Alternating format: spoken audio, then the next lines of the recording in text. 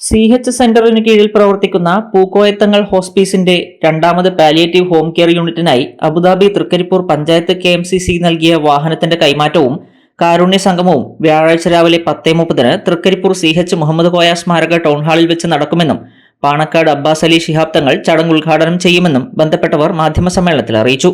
മുസ്ലിം league ദേശീയ assistant secretary Jayanti Rajan മുഖ്യാതിഥിയാകും. നിലവിൽ ഒരു നഴ്സിന്റെയും വോളണ്ടിയർമാരുടെയും നേതൃത്വത്തിലുള്ള സംഘം ഇപ്പോൾ 560 രോഗികളെ പരിചരിക്കുന്നുണ്ട്.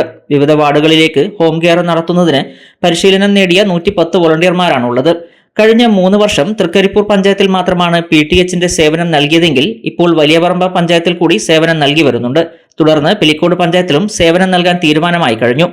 CH centre chairman MAC Kunhabdulla Haji, convener NKP Muhammad Kunhi, hospice chairman Sathar Vadakkumpad, convener OT Ahammad Haji, Abu Dhabi Thrikaripur നിയോജക മണ്ഡലം KMCC general secretary Shukoor Olavara തുടങ്ങിയവർ മാധ്യമസമ്മേളനത്തിൽ പങ്കെടുത്തു.